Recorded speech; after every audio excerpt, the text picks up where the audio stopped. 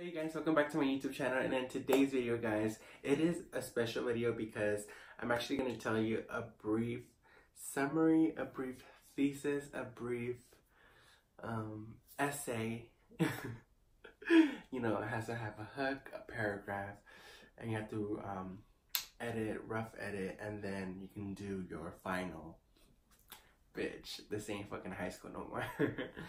Alright guys, so this video is basically my coming out story or getting caught story. You guys probably recognize this wall back here, and this wall, it says Lucia. You guys can obviously see everything because the camera's just really so close up to me. So if you guys are wondering why I haven't been in my studio, basically I'm actually, it's right in front of me. I'm actually working on it, so by the time we do makeup videos again, you guys will finally see the finished touches. You guys will finally see the full bang. So if you guys watched my room tour, you guys would have like a sneak peek of what I'm doing on my studio. So link will be down below in the description, guys, if you guys want to see that sneak peek of my new studio that I'm working on. But without further ado, guys, let's get started with today's video. Alright guys, so right off the bat, I was raised basically in a Mexican household with strict parents, and I lived with two older sisters, and then I have a younger sister and a nephew now. But back then when I first came out and when I got caught, I guess, I only had my two older sisters. My youngest sister wasn't in the picture yet. But basically, I think I was 13 years old maybe when I got caught.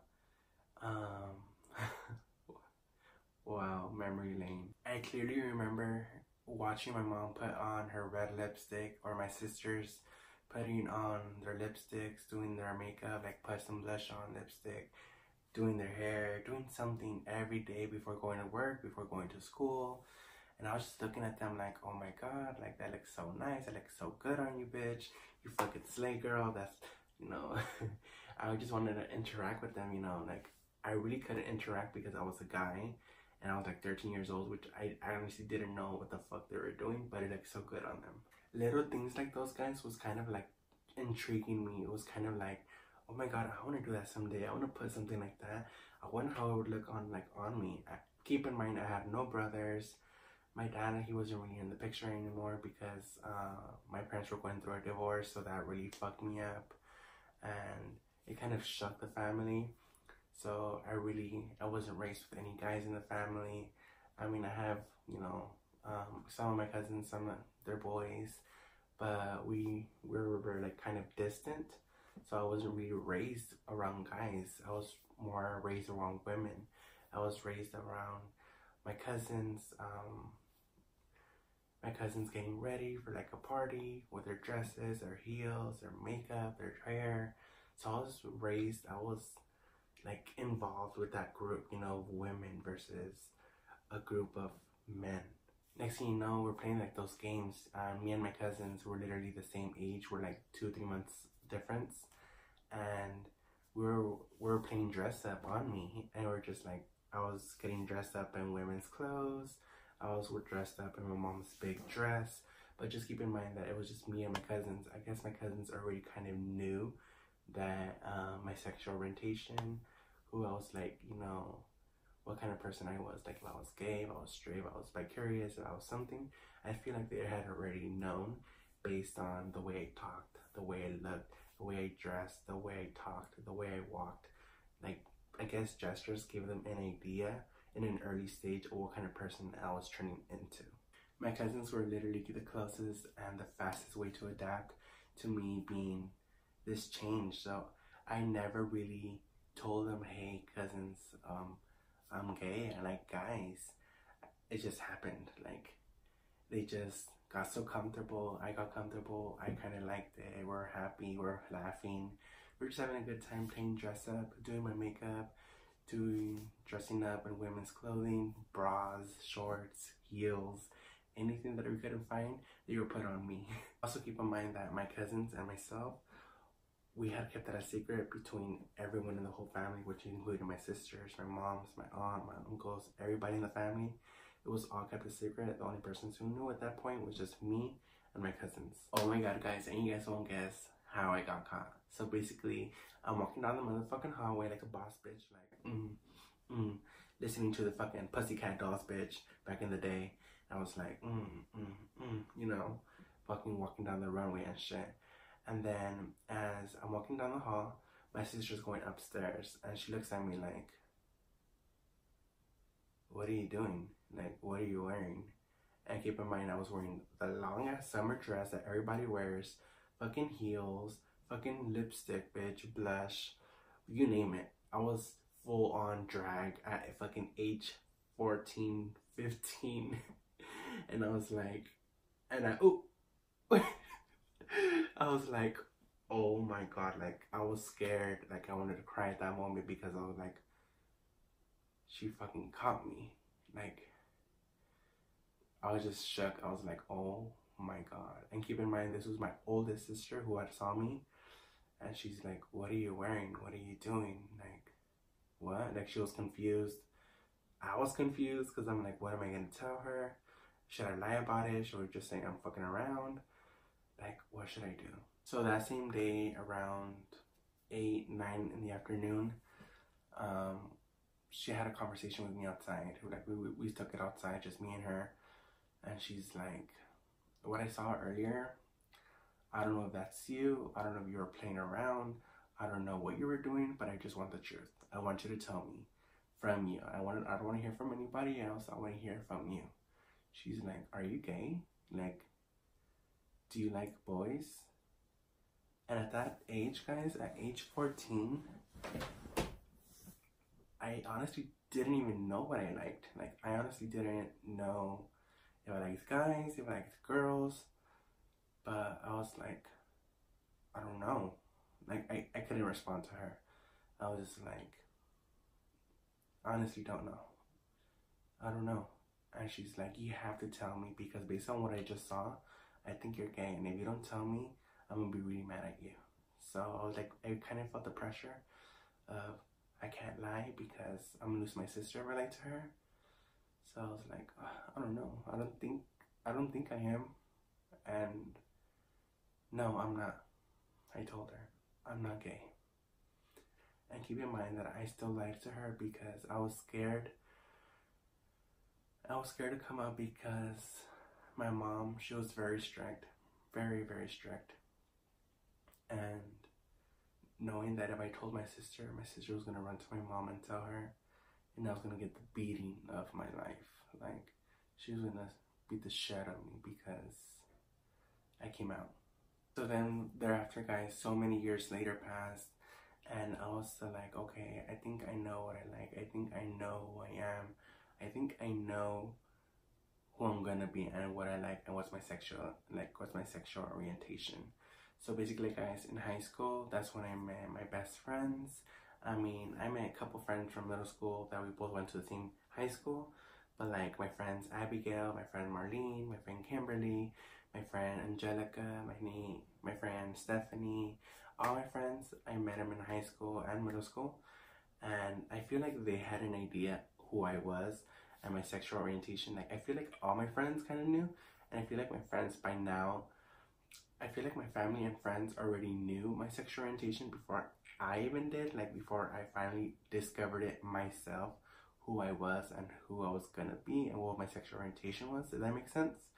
Like, they discovered it based on the way I talked, the way I walked, the way I laughed, the way I did something. Like, okay, a straight guy doesn't do that. The day that I finally spoke to my family about it, the day I finally spoke up with my mom and everybody, actually, this was Thanksgiving of 2018, guys. When I actually first time spoke, not just in generally to my mom, but I spoke to my whole family. That's my sisters, my younger sister, my nephew, my uncles, my aunts, my mom, everybody, guys, in the whole family tree. You guys can name the whole thing. We were in Riverside, and you know, we set up a whole long table across the living room and the kitchen.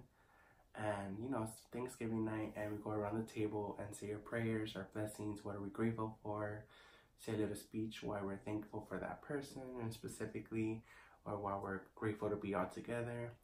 And honestly, I took advantage of that moment, and that's when I spoke up. If my family members are watching and you guys were there that night, please comment down below and let me know what you thought about when you guys heard me say what I said. So when the speeches were going around the table and there was like 2 people before I was, girl, I was getting butterflies, I was sweating, I was like, my throat was getting in knots and knots. My stomach was hurting like I had to take a shit or something. And then next thing you know, I'm next. And I have literally one whole paper, guys, front and back of what I wrote, what I was going to say to everyone, what I was confidently going to say to my mom especially, to my sisters, to my cousins, to my aunts, to my uncles, to my everybody, guys. Like, I took advantage of that moment and I told everybody. Alright guys, so before Thanksgiving, I do want to clarify that my family already knew who I was. They already knew my sexuality. My mom already knew my sexuality. We were just quiet about it. We never spoke about it. If they felt some type of way, they wouldn't address it. They wouldn't tell me, or they'd probably address it, but not when I was around. So I guess I won't feel uncomfortable. And I already did makeup videos. I already had my YouTube channel. But every time I did like makeup videos, I always did it in my room. I always did it when my mom wasn't around, because I wouldn't want her to see me that way, because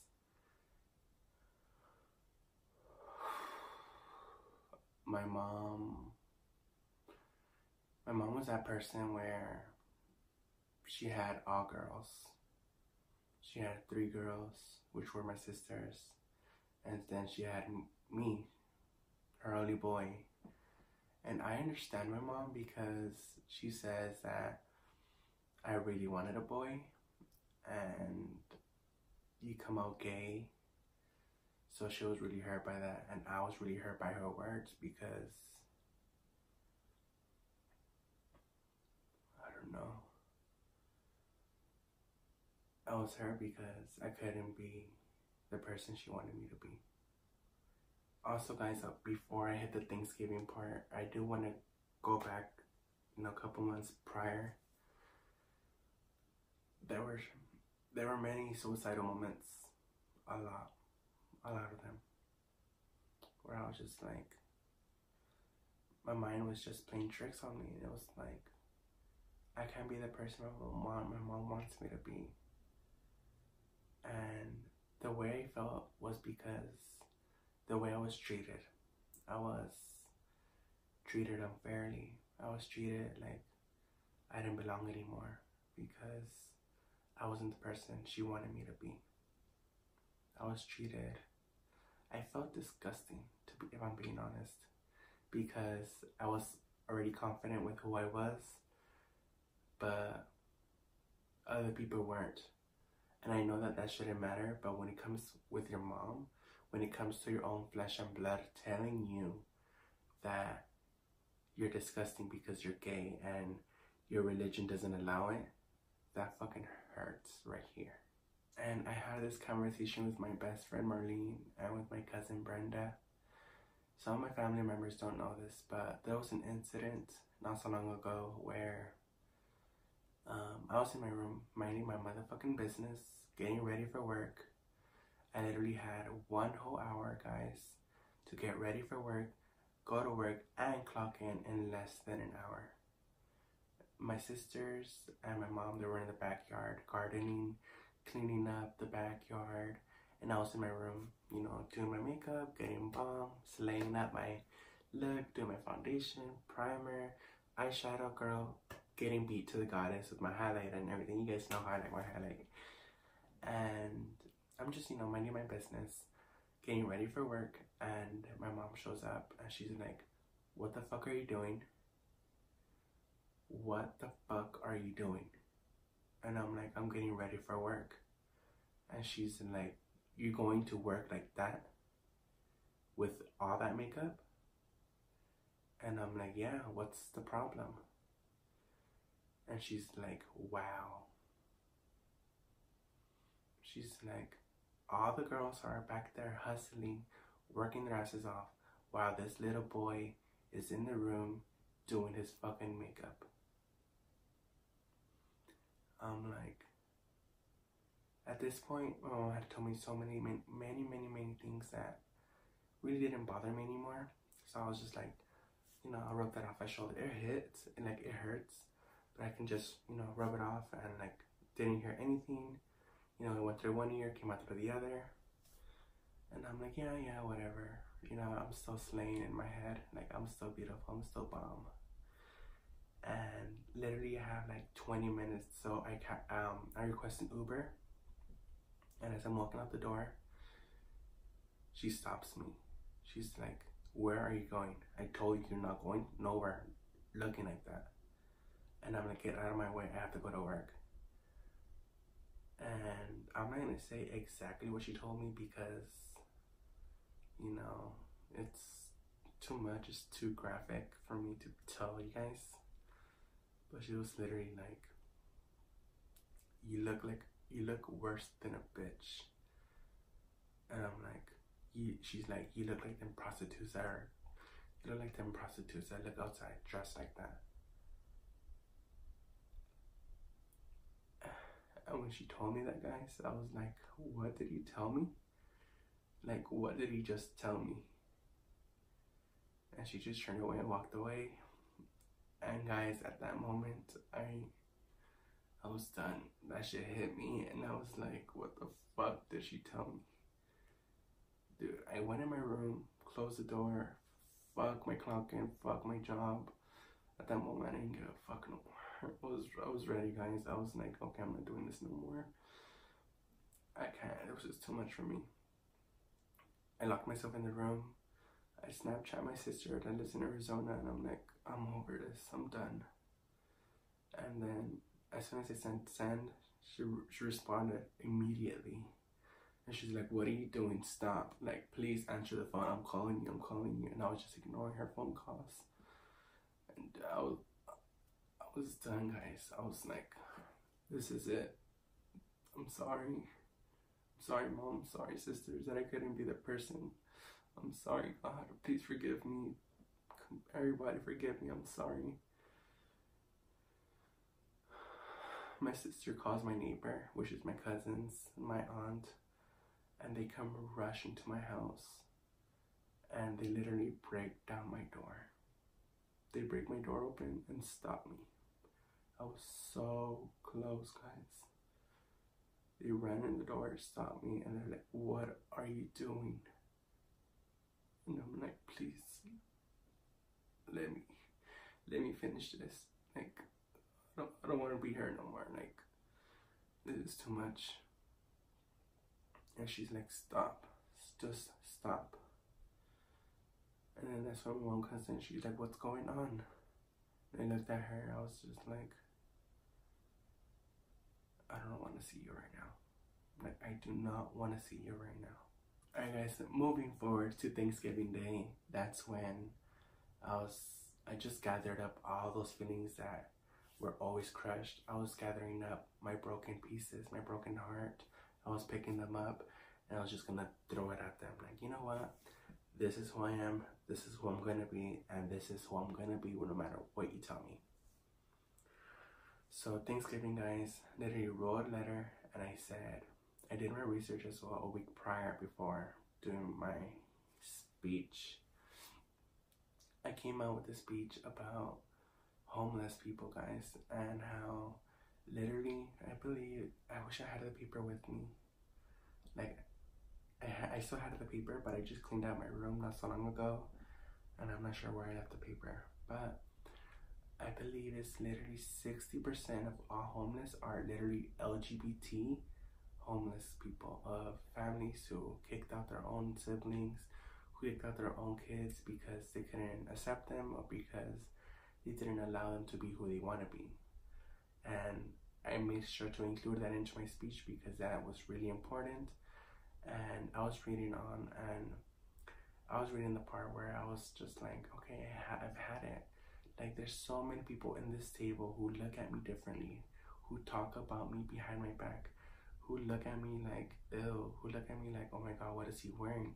Who look at me like, what the fuck is he doing? Like, I have so many family members on this table who look at me differently and notice and think that I don't notice how you guys look at me or talk about me. And I'm like, and I want that to stop now. And I'm like, I don't care who you are. And I'm like, I don't care if you're family. I don't care if you're my friends. I don't know. I don't care how far distant we are from each other. I don't care how close we are to each other. And I'm like, if you guys look at me differently, I'm like, then my enemies, I'm like, my enemies look at me the same way you guys are looking at me. And I'm like, and if you guys are gonna do that, I'm like, I'm gonna look at you guys the way I look at them. And I'm like, and I don't want to do that. Period. And then as I was reading my speech, I swear to God, guys, I was getting knots in my throat, like something was stopping me, like don't continue. And I was like, no, I'm talking today. This is my speech. I'm gonna say what I gotta say. And I was looking at my mom, and she was just like, oh my God, like, wow, cover me, like, hide me. And then as soon as I said everything, I look around, and my family was in tears. They were crying, they were clapping, they were hugging me. They're like, oh my God, thank you so much. Thank you for being so brave. Thank you for doing this. Thank you for doing that. Oh my God, we're so proud of you. I look at my mom, and she was just like, shook. Like, we did not say one word that whole night. Days after, guys, months after, I just started being me. My mom sometimes would tell me something, and I would be like, yeah, whatever. Like, I would be like, no, can't relate. Or I was like, oh, like, whatever. Like, doesn't bother me what you tell me anymore, because whatever you have to say literally doesn't bother me, period. Like, I know you're my mom, and I know that it hurts you, but I mean, this is my life. If it hurts you, if it doesn't, I can't do anything anymore. I've hurt myself so many times, and if I can't be myself around you, you know, I've just thought about it, like, if I can't be myself around you, I'm gonna have to live my life without you, and that hurt. So throughout those so many days and months, my mom, she's really, really, really been trying so much, and I can tell on her. I can feel it. I can feel the difference. My mom, she's changed. She has an open heart now. She notices who I am. She accepts who I am, and she's trying really hard, guys. She's trying so hard to accept me, and she comes from a childhood where, you know, not many people were open like that, and not many people like me were around her at that age. So she's not used to it, I guess, and she was raised in a community where there's literally no gays, and it's literally silent. She's trying her very best, guys, to love me, accept me, and be there for me, because she understands how much she understands how much she has hurt me, and she understands that I'm a human and I have feelings, and she notices, like, the struggles that I've gone through. I notice the struggles that she's gone through. She's gone through so many struggles, and even though my mom has done so much negative things and said so many negative things to me, I still look up to her, because my mom is so strong. My mom is a motherfucking cancer survivor, guys.